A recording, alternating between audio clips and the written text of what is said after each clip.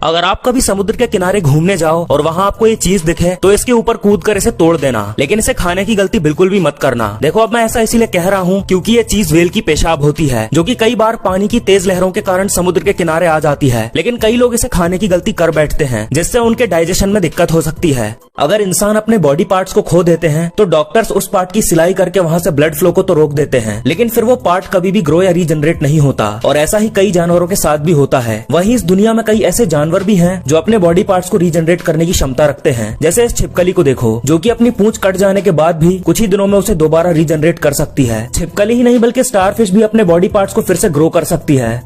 जब भी कभी आप ठंडे या बर्फीले इलाकों में जाओ तो भूल कर भी ये गलती मत करना, वरना आपको पछताना पड़ सकता है। दरअसल ठंडे इलाकों में बर्फ यानी स्नो गिरती है और आपने कई सारी वीडियोस में ये देखा होगा कि कुछ लोग इसी जमीन पर पड़ी हुई स्नो को खाने लग जाते हैं। पर आप ऐसी गलती कभी मत करना, क्योंकि इस जमीन पर पड़ी हुई स्नो में काफी सारे बैक्टीरिया होते हैं जो आपको बीमार कर सकते हैं। वैसे तो ये स्नो देखने में बहुत ही खूबसूरत लगती है, पर जब ये स्नो गिरती है तो हवा से टच होकर जमीन पर आती है, जिस हवा में काफी पॉल्यूशन भी होता है। ऐसे में अगर आप इसे उठाकर खाओगे तो आप बीमार भी पड़ सकते हो। क्या आपको पता है कि हम इंसानों के सिर में ये जो जुएं होते हैं वो आखिर आते कहाँ से हैं, जिन्हें इंग्लिश में हेड लाइट्स कहा जाता है। पहले तो मैं आपको बता दूं कि जब ये एक बार आपके सिर में आ जाते हैं तो अंडे देकर अपनी तादाद को बढ़ाने लगते हैं और सिर्फ 30 दिनों में ही इनके अंडे से बच्चे निकल आते हैं, जो कि तुरंत ही उसके अगले 30 दिन बाद जवान होकर अंडे देने के लिए तैयार हो जाते हैं। और ये एक बार में करीब 120 अंडे देते हैं। लेकिन अब सवाल आता है कि आखिर ये हमारे सिर में आते कहाँ से हैं। तो दोस्तों आपको बता दूं कि रिसर्चर्स का ये कहना है कि आपके सिर में जुएं सिर्फ और सिर्फ एक ही कंडीशन में पैदा हो सकते हैं, तब या तो आप उस व्यक्ति के ज्यादा क्लोज हो जाए जिसको पहले से ही हेड लाइस हैं, या फिर आप उसकी कोई चीज जैसे कि कॉम्ब, हैट, स्कार्फ या फिर ब्रश वगैरह यूज कर लें।